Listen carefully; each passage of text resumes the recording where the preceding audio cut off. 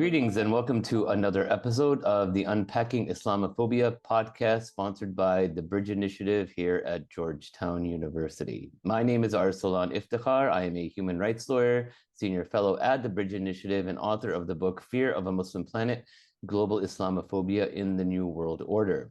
My guest today is Rim-Sarah Alouane, who is a French legal scholar and a PhD candidate in comparative law at the University Toulouse-Capitole in France.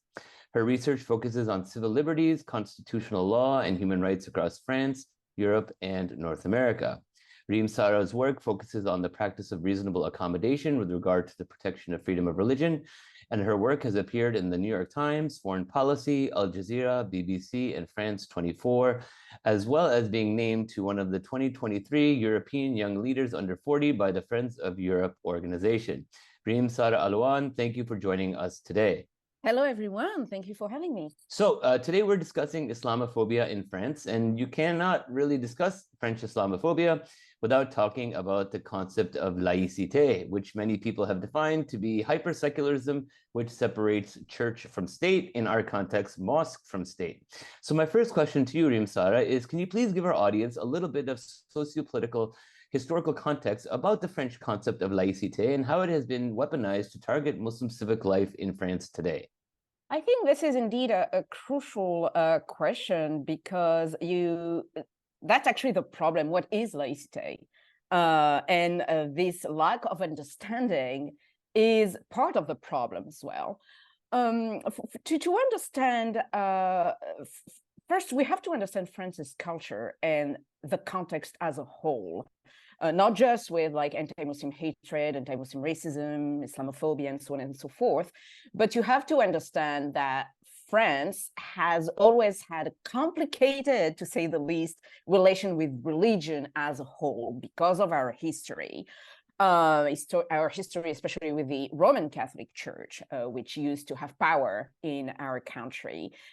So to make it really, to summarize it or try to explain it in a very brief way, because I have read a lot of things about laïcité, which are not always accurate. There is a lot of weaponization of the concept itself.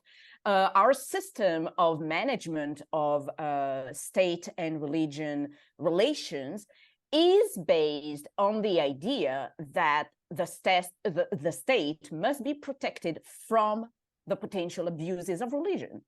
I'm going to be provocative. I always say that usually when I'm being asked that question, whether it's students or journalists or whatever. There are two countries that, in my opinion, are like France and the United States of America. Let me explain.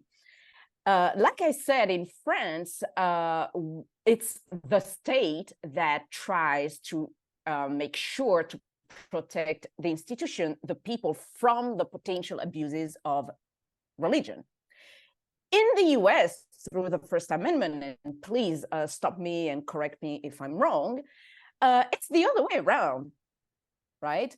It's the US state makes sure through the First Amendment that the people's freedom of religion, freedom of conscience, to believe, to not believe, is protected against this right, is protected against the potential abuses of the state because of your history as well. We all know that a lot of people who immigrated to the US from Europe escaped religious persecutions, right? So this is the idea. And of course, so in the US, you can be as religious as you want, and the state, in theory, must be neutral. And neutral in the sense that every religious belief, can interact with public life.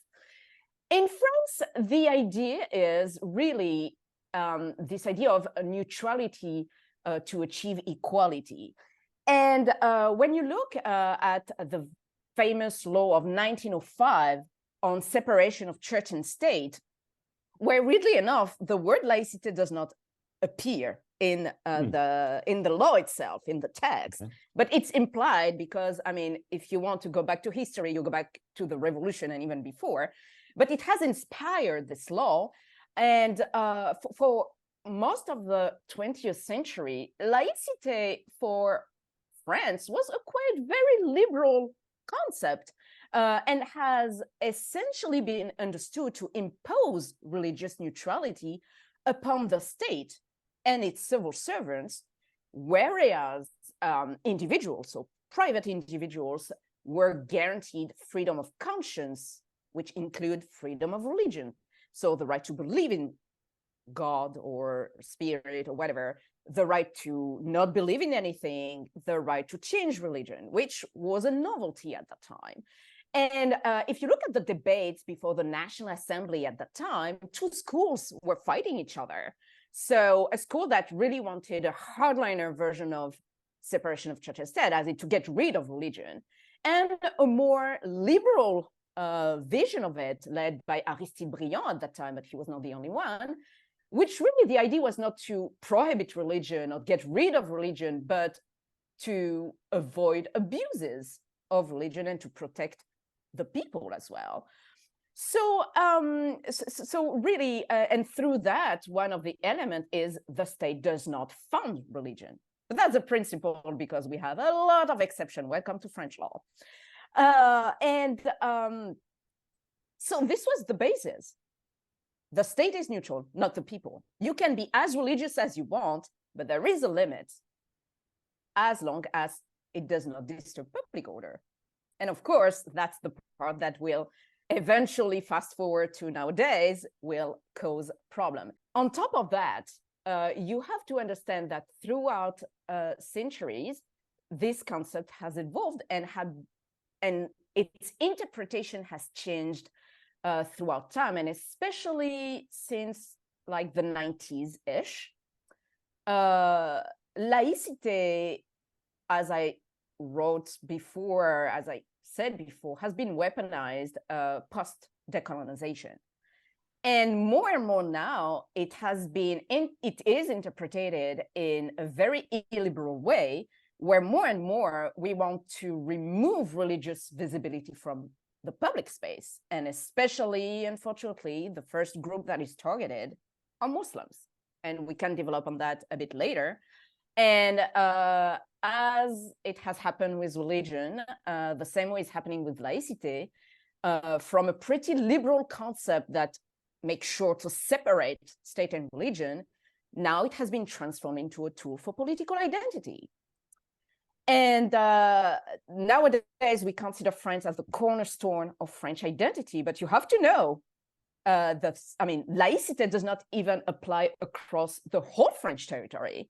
There are places in France, France is not limited to metropolitan France within the European continent. We have overseas territories. And even within mainland France, for example, if you take Alsace-Moselle, laïcité does not apply. We have a concordat, which recognizes 3 religions, and taxpayer pay for the clergy, right? So Catholicism, Judaism, and Protestantism are recognized. In Guyana, in the territory of Guyana, the law of 1905 as well does not apply, and state and church relations are under the status of a royal ordinance of 1828 that is still being implemented today. In French Polynesia, Wallis et Futuna, Saint-Pierre-et-Miquelon, we also have, just so to say that we make it into a tool of national identity for political purposes. Things are far more, it used to be a liberal concept. It's not anymore. For most people, their first exposure to Islamophobia in France has been through the very famous hijab bans that we've seen over the last 20 years. Obviously, the first that we saw in 2004 by then President Jacques Chirac. Throughout the years, we've seen numerous burkini bans and other bans related to Muslim women's garb. My second question to you is, why do you think French politicians seem to be obsessed with policing Muslim women in terms of their religious clothing and attire? Indeed, there is a very French obsession about it, but I would say just in general, societies are quite obsessed with policing women's body. And it's very interesting to see how we have this idea of freedom, but isn't it ironic that by freedom we mean we are going to tell you how to be civilized, how to be quote unquote integrated, and by saying that we are going to impose a view that we deem acceptable without actually caring for your choices. And I would argue that forcing a woman to wear a hijab or to wear to wear a certain type of clothes is wrong. And the same way that forcing a woman to remove their headscarves or dress a certain way is also wrong. So I think women are crucial for the fight of freedom of human rights. But when it comes specifically to Muslim women, it has been going on, I would say, since colonization. And especially the colonization of Algeria.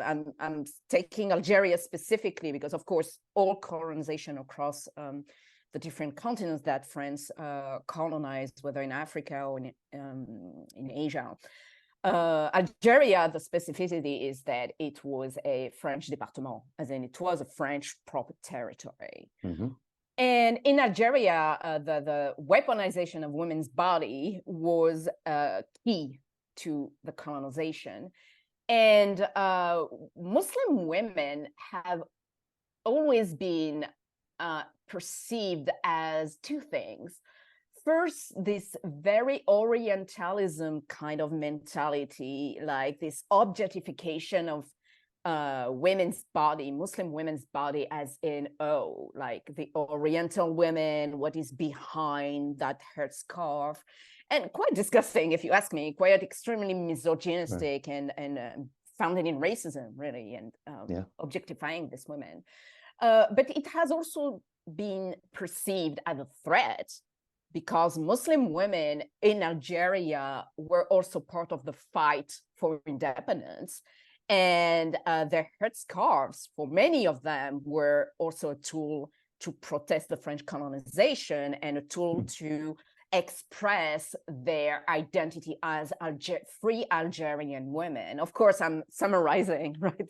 There's so much to say about it, but it's both. It's really both a tool of objectification of Muslims, of women's body, but also perceived as a threat. And fast forward after decolonization, when the first group of people who immigrated to France post 1962, the landscape of France changed really. And when Muslims became visible, immediately, with the rise of the far right, with this, with the different social and economic crisis we faced, of course, women are the first targets.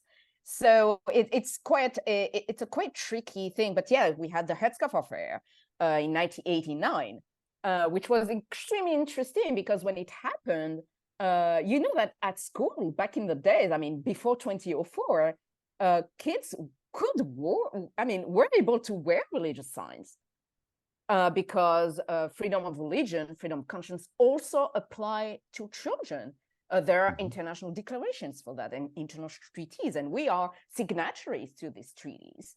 And in 1989, when the first headscarf affair occurred in the city of Creil, so in northern France, suburbs, whole outcry, both on the right, but also on the left wing. That's something you have to understand. It's not just a right-wing thing. Right. It's also a certain part of the Socialist Party as well. The government asked for an opinion to the Council of State, which is, to make it simple, the highest administrative court we have. So it's like the administrative Supreme Court for France.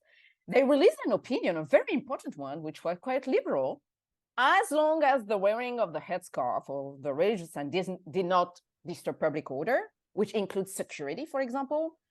Let's say like a student wearing a headscarf is like in a chemistry class, but like her headscarf, like that might be limited because the integrity and also the safety of the school might be at stake. Then you can limit the wearing, yeah. But otherwise, kids can wear it as long as it does not disturb public order. But of course, this was, this was not followed. A commission was created, and eventually it led to the adoption of the law of 2004 on the prohibition of conspicuous religious signs. But of course, nobody defined what conspicuous is. I do law, so words matter, as you probably know. And nobody defined what is a religious sign, because it's not the role of the legislator or a judge to define what is a religious sign, which means that it opened a Pandora box. So in theory, and it's the case, all religious signs are prohibited.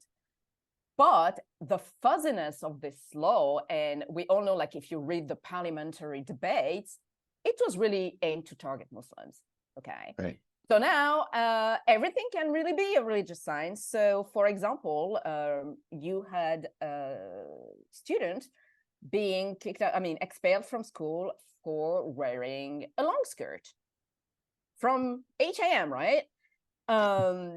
Literally from HAM. I don't have any stock at HAM, but that was the context. Sure. But because this girl was of the Muslim faith and wore a headscarf outside of school, she would remove it when she get to school.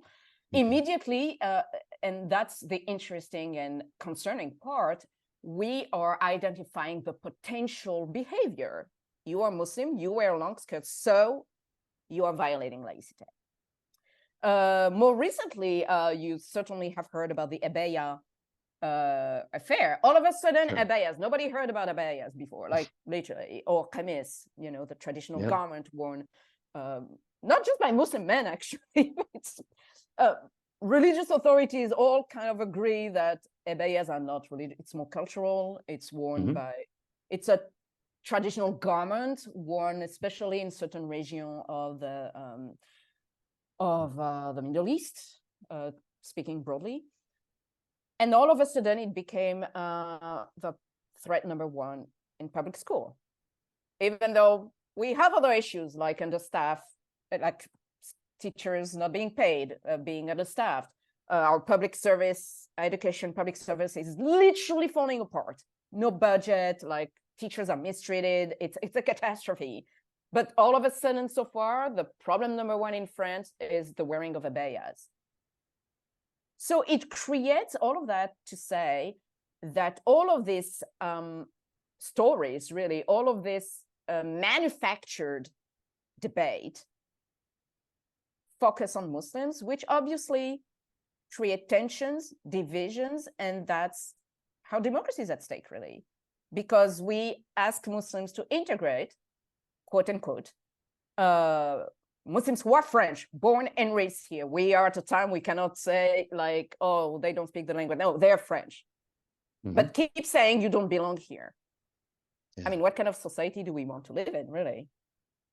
I want to unpack a little bit more about the historical legacy of French colonization that you talked about, especially in Algeria. And I wanted to ask you, how do you think that it contributed to the current dynamics of Islamophobia that we see in France today, particularly in shaping societal perceptions and attitudes towards Muslims of Algerian or other Maghrebi North African origin?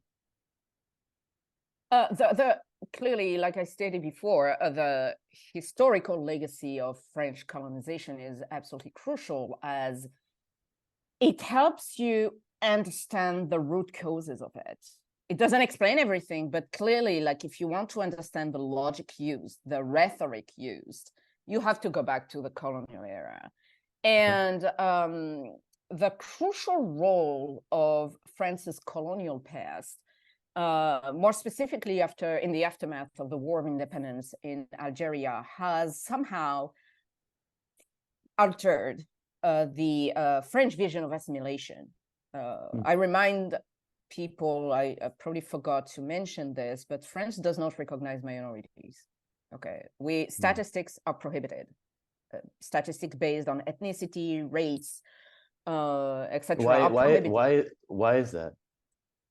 It's a couple of things.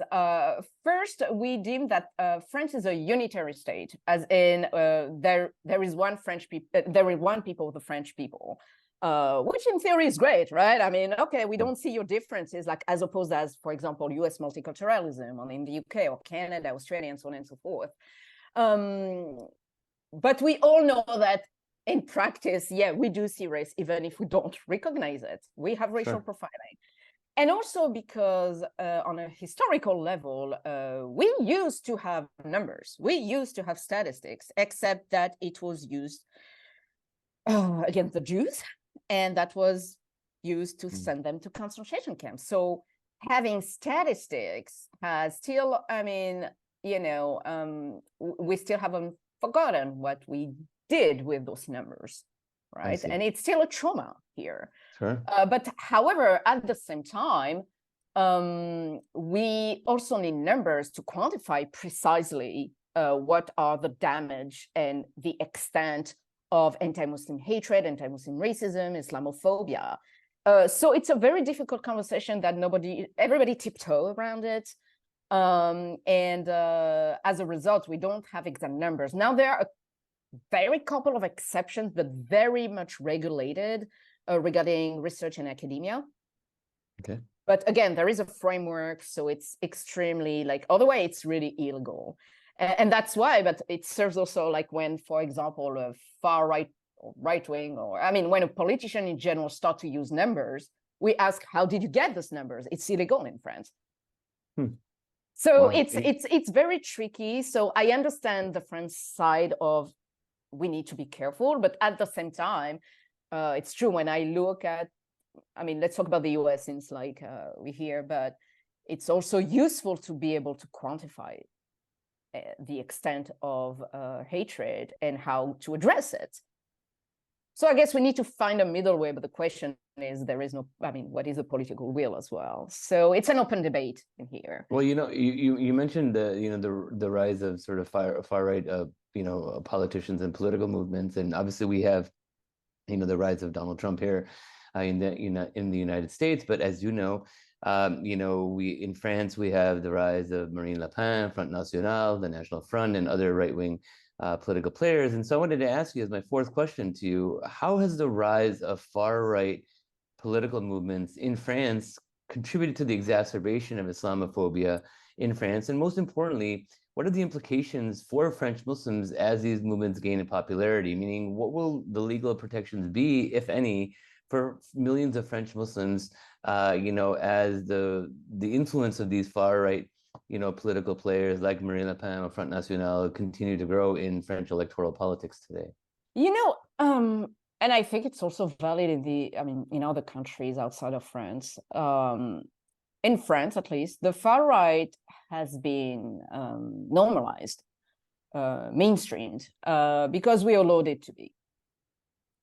For more than 30 years in this country, the French political debate across the political spectrum has increasingly centered itself around identity issues, at the expense of more, urgent, pressing topics such as unemployment, inflation, the rise of poverty. Like we have a serious issue here in France, the dismantlement of public services in this country, etc. And as a result,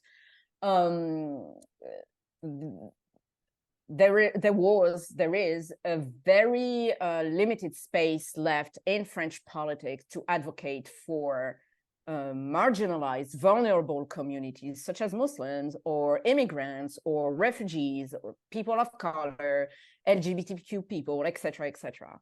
And the consequences, the outcome is that those groups, those communities, on top of being constantly vilified by the politician, the media, and victims of horrific discrimination, racism, hatred, are also witness, almost in a parallel way, their basic civil rights, civil liberties being curtailed.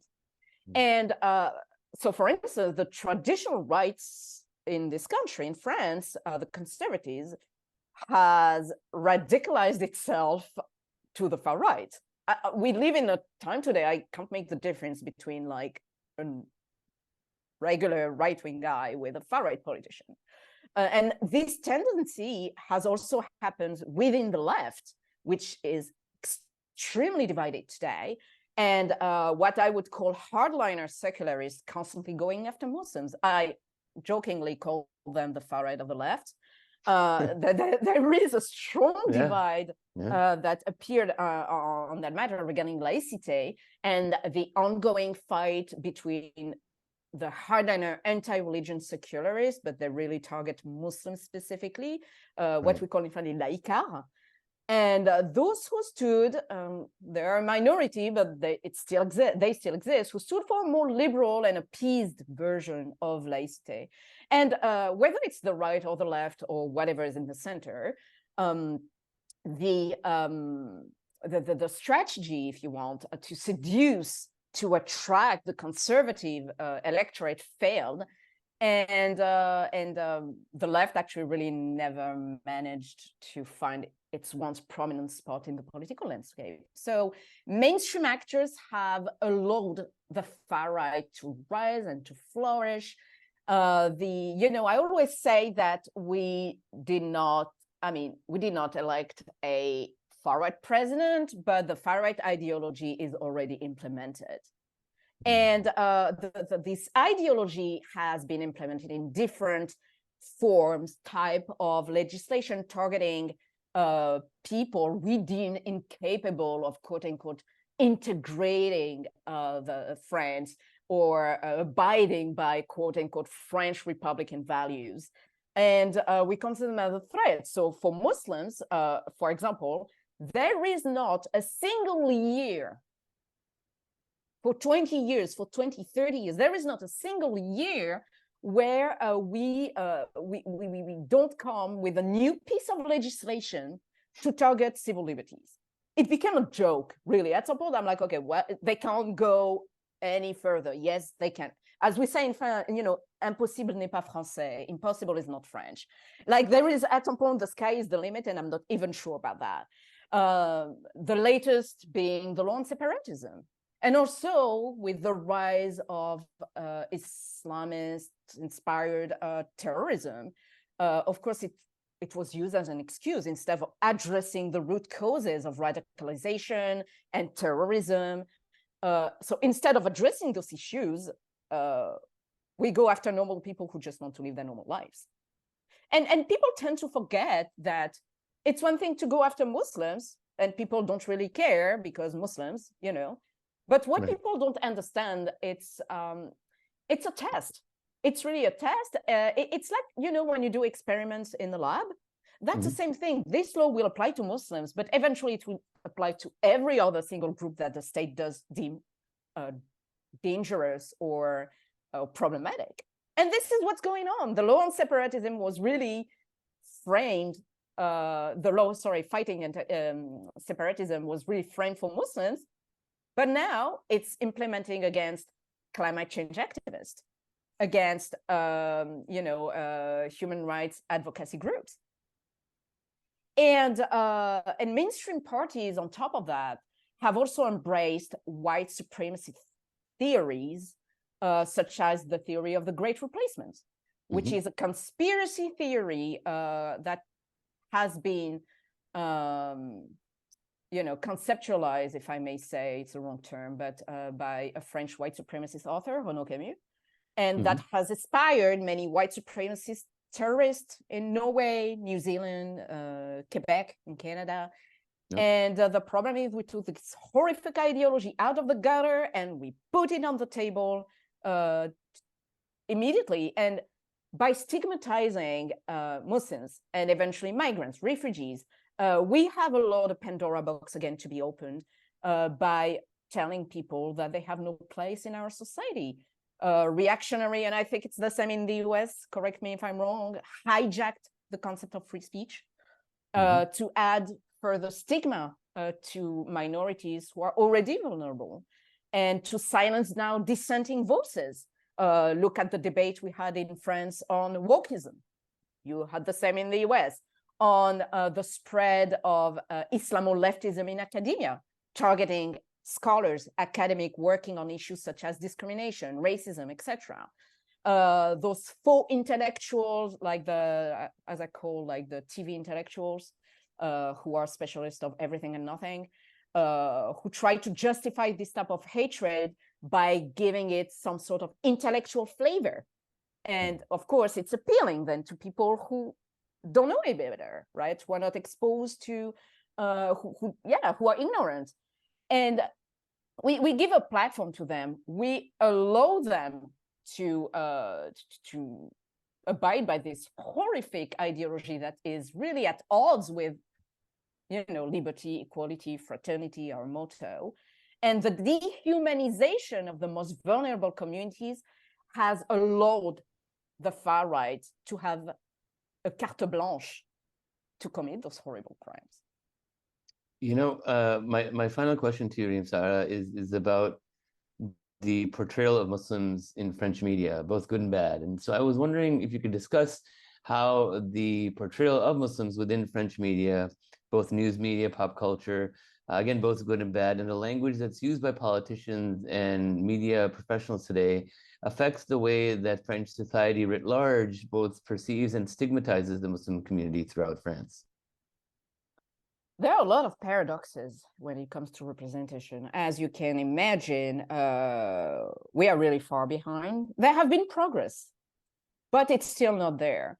So there is a paradox in France. We do have so many talented,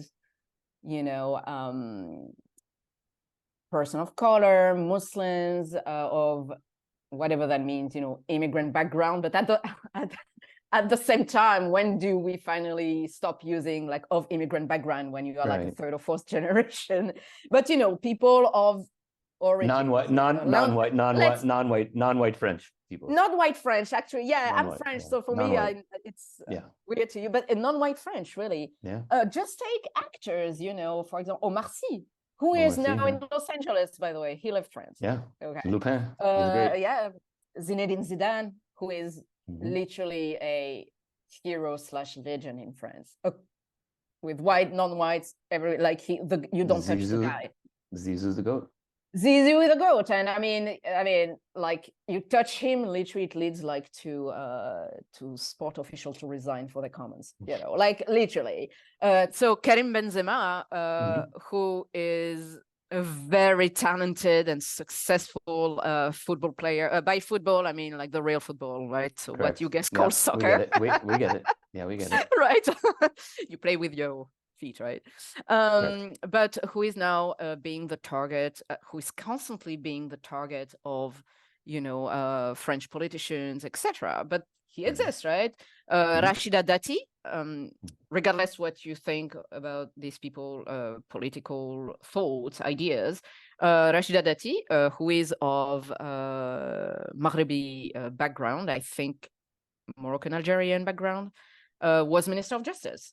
Najet Vallaud Belkacem, who is of Moroccan background, she was born in Morocco actually, was Minister of Education, but it's still extremely limited. And maybe contrary to what we have in the US, in France, to be successful, you have to forget who you are.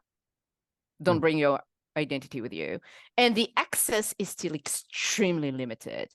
And as a consequence, the portrayal of Muslims in the media and the language used by politicians have definitely played a significant role in shaping public perception and stigmatization of the Muslim communities in France. The depiction of Muslims, of people of North African background, of Black people as well, has often been influenced by various factors such as cultural biases, political agenda, clearly, and different prejudices. So among them, the stereotypical depiction. It is so cliche, like the figure of the, angry, threatening Arab man or submitted Muslim women. All the cliche you can think about, you have this on French media. I mean, when it comes to news network, now we have an equivalent of Fox News. We have a French Fox News. Oh, wow. And the problem 24/7, and I'm saying that literally, it's Muslims. And of course, when people watch those news, I mean, they are more like, for me, it's like white supremacist entertainment, really. Sure. I mean, of course, you're being brainwashed eventually when you keep watching Sure. that. I mean, I tried once. I'm like, okay, I'm going to watch CNews for like an hour. I ended up hating myself. I'm like, wow, we are that bad? Like the Muslims are that bad? Those news networks are being held by one man who definitely has a political agenda, who is famous for his stance as well. And of course, it's dangerous because we all know that the media has, and I teach you nothing here, has a deep influence on how society will react towards those communities and how they will vote. So we let fake news going on. And the irony is that we do have hate speech laws. Being a racist is actually, is an offense. You can be condemned for it. But the very interesting part is that we are going so freestyle with this that the more those pundits, those commentators are condemned for incitement to racial hatred. If I take Eric Zemmour, for example, the pundit turned to be politician after, he was condemned many times for incitement. But the more it happens, it gives them they are even more motivated to go further. Again, the sky is the limit. And clearly, like, we need to tackle this because this is not sustainable. And in a country where we keep saying that we have Republican values, and for me, Republican values is really what? Liberty, freedom, equality. Everybody should be treated the same way and with fairness, and and fraternity, helping each other, being one people, regardless of our origins, religion, race, etc. Everything transcends because we are one people who is kind to each other, who support each other, who have the same access to public services and the same access to chance. Like, I think we are failing our own motto. And unfortunately, it has been a while. So again, I'm asking, what kind of society do we want to live in? Because this should not be France. This is not France. And I'm convinced that that's not what the majority of the French people want. Rim-Sarah Alouane, I want to thank you again for joining us here today on the Unpacking Islamophobia podcast. Thank you so much for having me. For more information, please visit bridge.georgetown.edu. See you next time.